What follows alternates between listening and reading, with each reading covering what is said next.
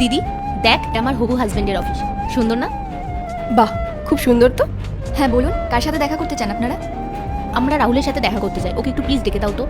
আপনার কি দরকার আমাকে বলুন, আমি ডেকে দিচ্ছি। করুন। এখন তুই আমাদেরকে জিজ্ঞেস করবি আমাদের কি দরকার? তুই জানিস এই অফিসটা কার? এই অফিসটা না আমার বোনের হবু বরের। যাক, তাড়াতাড়ি যা ওনাকে ডেকে আন। ও আচ্ছা, তাহলে তুমিই পূজা, তাই না? তোর এত বড় সাহস, তুই আমার বোনের নাম ধরে ডাকছিস? তুই হয়তো জানিস না যে আমার বোন এই অফিসের ফিউচার মালকিন হতে চলেছে। আর হ্যাঁ, এখান থেকে চুপচাপ যা আর মালিককে ডেকে আন। আচ্ছা দাঁড়ান আপনারা, আমি এখনই দাদাকে ডেকে দিচ্ছি। কি কি বললি তুই? দাদা? তোর কি মাথা খারাপ হয়ে গেছে? কারোর বাড়িতে কাজ করলে কি ফ্যামিলি রিলেশন হয়ে যায়? ও তোর দাদা নয়, বুঝলি? আরে পূজা, এত রাগ করছিস কেন? এটা তো গরিবদের স্বভাব, বড় লোক দেখলেই সম্পর্ক তৈরি করে নেয়। আসলে ও তো জানে না কাদের পাল্লায় পড়েছে। দেখুন, আপনাদের বুঝতে কোথাও ভুল হচ্ছে। আমি এখানে কাজ করি না, আমি তো রাহুলের বোন হই। দেখ, অনেক মিথ্যা বলে নিয়েছিস। এখন চুপচাপ যা আর রাহুলকে ডেকে আন, নাহলে ওকে বলে তোকে এখান থেকে ঘাট ধাক্কা দেবার করবো। এখনই ডাকছি দাদাকে। দাদা, দাদা। হ্যাঁ। আরে পূজা, দিদি কেমন আছো? খুব ভালো আছি ভাই। আরে কেমন আছো তুমি? I am good. রাহুল, তুমি কেমন কাজের লোক রেখেছো অফিসে? তুমি জানো না কাকে কাজে রাখতে হয় আর কাকে কাজে রাখতে নেই? তুমি জানো ও আজকে আমাদের সাথে কিরকম বাজে ব্যবহার করেছে? তুমি তো জানতে যে আজকে দিদি আর দাদা আসবে, ও দিদির সাথে না অসভ্যের মতো ব্যবহার করে যাচ্ছে। এত বড় সাহস ওর! আগে তুমি ভদ্রভাবে কথা বলো, ও আমার বোন, কাজের লোক না।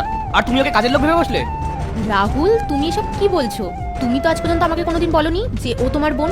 আর ও স্ট্যান্ডার্ড দেখে কোনো দিক থেকেই তো মনে হচ্ছে না যে ও তোমার বোন। আজ আমি আমার বোনকে অফিসে নিয়ে এসেছিলাম তোমার সাথে দেখা করাবো বলে। কিন্তু ভাই, ও যদি তোমার বোন হয় তাহলে অফিস কেন ঝাড় দিচ্ছিল? আরে আজকে কাজের লোক আসেনি, তাই অফিসটাও নোংরা ছিল। আর ও জানতো যে আপনারা আসবেন, তাই জন্য ও নিজেই এইসব পরিষ্কার করছিল। আমি ওকে অনেকবার বারণ করেছিলাম, কিন্তু ও আমার কথা শুনেইনি। বারবার বলছিল অতিথি আসবে আর অফিস নোংরা থাকলে দেখতে খারাপ লাগবে, তাই ও কাজ করা শুরু করে দিল। আর তোমরা ওকে কাজের লোক ভাবলে? দাদা, ওরা আমাকে শুধু কাজের লোকই ভাবেনি, আমাকে অনেক অপমানও করেছে, অনেক উল্টোপাল্টা কথাও বলেছে। আমাকে কেমন দেখতে, আমি কি ধরনের বাজে পোশাক পরেছি, আর আমার নাকি তোমার বোন হওয়ার যোগ্যতা নেই। আর দিদি তো আমাকে অনেক বাজে বাজে কথা বলেছে। ডিসকাস্টিং! তোমাদের চিন্তা ভাবনা এত নিচু?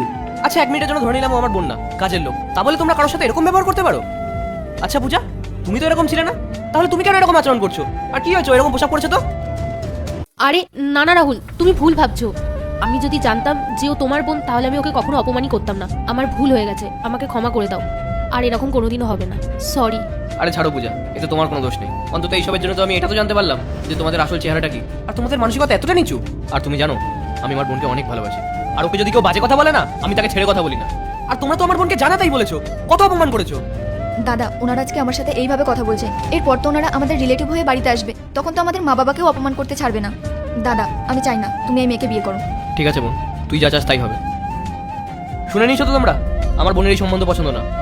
পূজা, আজকের পর থেকে তোমার আমার সম্পর্ক শেষ।